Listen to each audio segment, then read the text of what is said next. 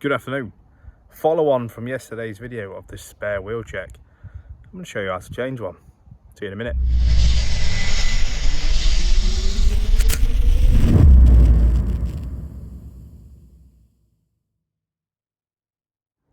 So, changing a spare wheel. I'm going to show you start to finish, give you a couple of tips, hints, pointers, and quickest and easiest way to do it. So, I want to dedicate this video to Andrew McAfee, who's come out with a cracking idea to do it following on from the yesterday's video. So let's get to showing you what's going on.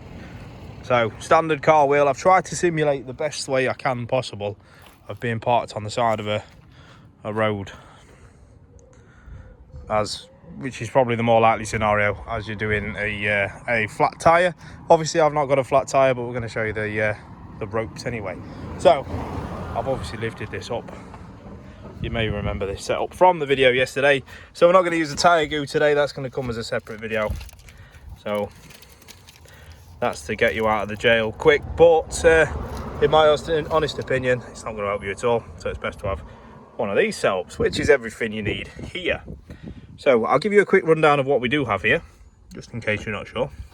So that is a tow hook. Goes in the front of the car and allows your vehicle to be towed nice and safely. Great bit of kit. Does come in handy. This does look like a pair of tweezers, which is exactly what it is. You'll see exactly what that's for in a minute. That's for removing the wheel nut covers, wheel nut caps. Dead easy. I will show you that in use. Locking wheel nut key. Now this is one of life's great mysteries, particularly for mechanics who spend good 90% of the time working on cars actually looking for this. It does fit in that hole, just in there, on a Skoda anyway, and a Volkswagen. This is well important if you're ever going to remove a wheel and you've got locking wheel nuts on it. This is the key. You're going to need it. They are specific to the vehicle and it's quite important you've got it. So put that back for a second. This is what we call a wheel brace, which is basically a big socket welded onto a bar that you can just swing off and break your knuckles and throw your car off the jack at the same time. Hopefully that doesn't happen to you. This is the jack handle. This allows you to lift the jack up and down quicker than you usually would just by winding the end of it. As you can see, mine's been used quite a lot given the state of the end of it. And we do have the jack. So I'm going to get them all out of the car now. It's dead easy. I've undone the straps that hold it all down, stop it vibrating, and then I'll get to showing you how we take a wheel off. Catch you in a minute. There we go, we're down. I've got all the bits I need. I know you can't see them on camera, they're just here, but it's a perfect angle to actually show you everything that's going on, starting at the back wheel. So, locking wheel nut key that I've just shown you, wheel brace to undo them, pair of tweezers to get these grey caps off, as you can see here, grey caps, handle for the jack, which I'll show you in a second, and this bad boy. Right, many of you will know that this has different names.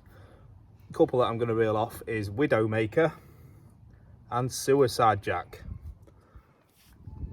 Reason being, they are very, very flimsy. They're not designed for anything at all, and as you can see by the width of it, the car's able to move around quite a bit while you're using it. So they are very, very much for emergencies and nothing else, and for doing it as quick as you can.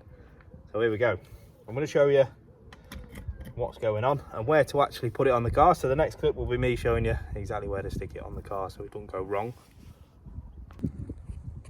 So we're back at ground level, and Skoda, unlike Volkswagen vehicles, have hidden a little arrow in the undersill, on the sill. Now if you follow that arrow, it takes you to perfect lip with the vehicle, which is there, solid bit. So that sits in the dip of the jack, which is there. You can just by fingers, just by adjusting that straight up to it, and this is how we're going to lift it. So that's the perfect jack in place. Obviously make sure that's straight and on a flat ground as best you can. Obviously it's designed for emergency use, So you can probably be in a muddy puddle, something along those lines. So now I'm going to jack it up on camera and show you exactly what to do. Cool, great angle. So hopefully you can all see exactly what I'm doing. See my face just there. Right, so the hook just goes into the end of the jack like so, and this plastic bit, that bit just there, spins, so you're able to just spin it in your hand like so, and you'll see it start to lift the car up, which is a great idea. That's exactly what you want to do. Speed is of the essence. But one of the things I'm going to show you first, to stop the wiggling and wobbling of the jack and pulling it off the jack and whatnot, we're going to undo the wheel, well, we're going to loosen the wheel nuts, sorry, so we don't have to swing and yank about while it's in the air. So literally them caps, this just slides over the top and pulls them out. Makes work so much easier. Fantastic idea. So all them, you do get two different types. You get one for a standard nut and the bigger one for your locking wheel nut, which is there. So it fits into the patterned one, just like so. So it literally works as a key. You can only work in this wheel. And now you get your jack, your wheel brace. And it'd be better if it wasn't at an angle coming out of the wheel. I know why they do it, but it's a bit naff. So you kind of just gotta hope for the best. Right, so the worst one is the lock here, because it just moves around. The rest of them, if you're anything like me, your wheels are nice and tight, which is good.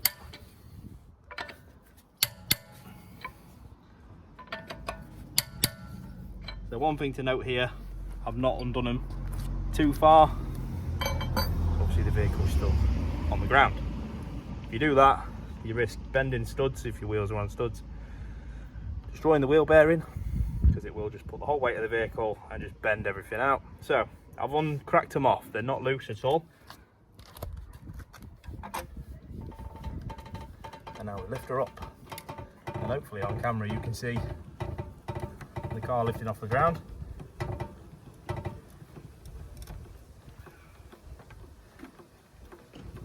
There we go, wheels off the ground. Obviously I've got my handbrake on just for, I don't want the car to roll away really. So the wheels off the ground. Jack's not the best, like I said, the jack is not the best. But what we can do now, we can put the key in and you can turn it by hand. That's one out. Now the other ones, obviously without wanting to damage your wheel, you can put it in and spin the bar out to a point. Like so. Spin them all out so you can feel the bolt loosen, and then just pop them all out.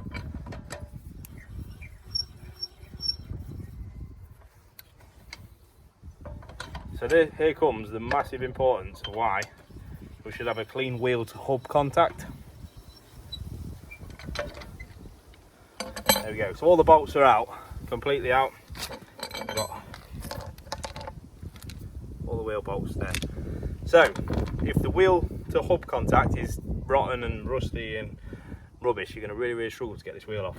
And in a dark road, in the rain, whatever you're in, that's not going to help. Not going to help at all. So hopefully, if I've done this right on camera, there's no takes, no outtakes here or out, this wheel's going to come off without too much force. Oh, couldn't have planned it better. So because I keep the wheel to hub ratio, if you like, nice and clean, so I can just walk that wheel off and we're left with a hub. Now what I mean by the hub is the face that the wheel sits on. Yeah, nice and clean. As you can see, there's no corrosion, well, not really a lot. I don't really suggest putting grease or anything on there unless you pop a tiny bit of anti-seize just around here. You definitely don't want to put grease on these at any point. Greasing up wheel nuts not only is going to create a little bit of a layer between this part and the wheel, causing it not to torque up correctly, it can very rarely, it can happen, stop the wheel nuts from tightening, or they could wobble loose. Now that is on very rare occasions, but we don't want that to happen. We do not want that to happen at all. So what I'm going to do is I'm going to pause it now, I'm going to grab the spare, I'm going to show you the actual thing, rather than me taking this wheel off and putting it back on. I'm going to get my spare out of the boot and show you that. They do look a bit different, and I'll show you why in a second. So catch you in a minute. Back, factory spare wheel. Now this one has got a full-size steel wheel on. So some of them you'll see that are really, really thin. As you can see, this is quite a chunky one. Some of them you'll see they're what we call biscuit wheels or space savers. So there's not a deep well in the boot or anything like that. It will come with a really thin one. They are designed to go 50 kilometers an hour, no more, and not for very far. They're to get you out of trouble, and that is it. Don't be using them all the time. It's not very good, and not very safe. Designed to go 50 kilometers an hour. It's not a lot in the UK. So full size spare, nice and pumped up as per yesterday's video of checking your spare when you're checking the tyre pressures on the rest. So a lot easier to see on these wheels. And the tyre size on this one is exactly the same as the tyres fitted to the car. So it's a 205 55 16. You will see random tyre sizes on a biscuit wheel in particular, but it is designed for that car. If you go fitting 15-inch biscuit wheels on something that takes 20 inches, you're going to have problems. So whatever's in the boot that's come from factory is what you should really be fitting. Nothing spectacular. So all we're going to do is you can rest the wheel on this bit here. That's what it's designed for. It's what they call a spigot, and you can see the bolt holes. Now I don't really need to tighten this up on camera. You've all seen me undo a set of bolts, so doing them up is exactly the same procedure. You can line it up, as you can see it quite well, and all you're going to do is just wind them in like so. So then once you've got all 5 wheel nuts in, or 4 if your car's only got 4, or 3, I've seen some 3, Citroen Saxos, Peugeot 106s have only got 3. We're going to wind them in like so. Now this is for the purpose of this exercise. There we go. So they are in, they are loose, so I am tightening them up. My best advice to you is, at this point, is tighten them as far as you can get them by hand with this, while not tugging too hard on the vehicles, because again, you don't want to, this doesn't want to collapse. Right? There's a reason they call it the suicide jack or the widow maker. So tight as you can with that, just literally turning it till it stops. And then what I advise is, once you've done that on all of the wheel nuts, drop it down, not all the way off the jack, just drop it down so the wheel's touching, and then give it a good tighten up. Now obviously it's going to be, worst case scenario, you're going to be in a puddle, in thunder and lightning, heavy downpours, probably in the mud as well. Tightening it up as tight as you can get it. I mean, you can't get too nuts on this. It's better to have it too tight than the wheel dropping off. In this circumstance only, obviously the wheel should be torqued up to the correct manufacturer specification, but this is a get you out of jail card just here. So it's to get you out of trouble. This is why I stress massively that the tyre pressures should be maintained in this as well as your normal road wheels, because this is exactly what it is going to get you out of trouble. If this is flat as well, you've not only got a double whammy of 2 flat tyres, you are stuck waiting for breakdown, which could take hours, and who knows what the circumstance could be. And there could be kids in the car as well, which is just a disaster. All that for 10 minutes checking out the pressure in the tyre. Now I am reliably informed by Andrew, who this video is for and dedicated to, great idea by the way, that you can get extensions for the valve. Now the extension for the valve, because the wheel sits face down in the boot, it's quite hard to take it all out and get onto the valve.